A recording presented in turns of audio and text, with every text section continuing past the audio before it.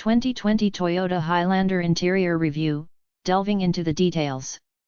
What we like and don't like about the redesigned three-row SUV's interior. Although it's the bulging fenders and blacked-out A-pillars that first grab your attention, the 2020 Toyota Highlander's most important changes are inside. Whether Highlandering to you means commuting to work, carpooling to school, or something wildly different, the interior is where you'll spend your time. With the Highlander new for the 2020 model year, here are some key details about the latest version of this hot-selling SUV. How many does the Highlander seat? The 2020 Toyota Highlander seats 7 or 8, depending on trim. With a second-row bench seat for 3, the L and LE can hold 8 people. The XLE and Limited seat 7 or 8 depending on whether the Highlander is equipped with second-row captain's chairs, and the high-end Platinum only comes with the captain's chairs and a 7-passenger seating capacity. While climbing back to the third row, we found access and space back there to be average, and the floor was a little high. Although more spacious three-row SUVs exist, few are as short, and thus, as easy to park, as the Highlander. If you're seeking maximum space, however, consider other SUVs, or a minivan. How do the seats fold down? The Highlander's second-row seats are flexible, though there's no way to tilt and fold down the seats if you have a car seat installed. Nevertheless, the sides of the seats have easily accessible controls to recline the backrest, fold the backrest down entirely, and shift the seat forward so the third row has more room. For the 2020 Highlander, the second-row seats can move 1.2 inches farther forward than before. There's also a latch on the top of the seats to help move them out of the way. How much of my stuff can the Highlander carry? A lot. The 2020 Highlander's cargo capacity is improved from the last generation model, though it's still far from class-leading.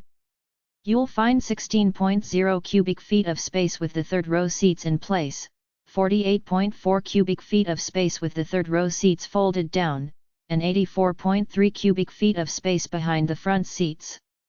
The Highlander offers a couple clever storage areas, too. The open spaces at the bottom of the dash and in front of the passenger side dash are shallow, but they could become useful places to stash small belongings.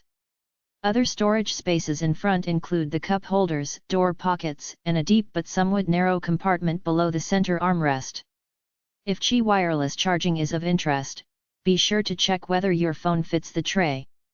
Hoo-hoo, look at that big screen. I know, right? The 12.3-inch touchscreen that's optional on the Limited and standard on Platinum is great. Placed at the top of the dash, the widescreen splits the visual real estate into two, with the standard Apple CarPlay or Android Auto appearing on 2/3 of the space.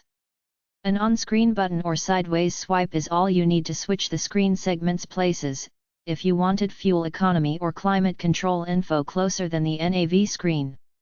Speaking of navigation, Toyota's own system uses the same graphics and font we've all seen before. Saying navigate to the nearest target or navigate to address got us search results relatively quickly. Also, unlike getting directions through Apple CarPlay, which I still prefer, using the in-car system adds redundant next turn reminders in the instrument cluster. Most Highlanders will have an 8.0-inch touchscreen, and unlike the last-gen model that had haptic feedback buttons on both sides of the screen, this one has real, slim buttons. World-class knobs are not found on the 2020 Toyota Highlander. Really, we're nitpicking, but consider us spoiled after experiencing the enormous knobs on the RAV4, controls that are covered in a satisfying grippy material. Even if Toyota doesn't add that grippy material on a future Highlander, we would still appreciate knobs that are a tiny bit longer and easier to grab at a glance. A couple other interior negatives: the silver trim on the top of the enormous 12.3-inch touchscreen reflects a little on the windshield, and the two second-row USB ports are located at the very bottom of the back of the center console. It's great that they charge at 2.1 amps, but their placement could be better. The Kia Telluride and Hyundai Palisade have theirs midway up the backs of the front seats, and the 2020 Mazda CX-9 in high-end signature trim includes two within a second-row armrest. Visibility and excellent mirror controls. While we're being negative constructive, it's worth mentioning that rear visibility isn't great. It would be better, however, if the second row seat headrests folded down as the third row units do. Adjust your mirrors with the I can do it without looking side view mirror controls, and you should be good. If you have a car full of people, balloons, or suitcases stacked dangerously high, the Platinum Trim's digital rear view mirror can help. Some motor trend editors including myself find these rear displays disconcerting, but in a pinch, I could see it being useful. Once the kids have popped the balloons and the suitcases have been unloaded, switch the mirror back to a traditional non-digital rear display.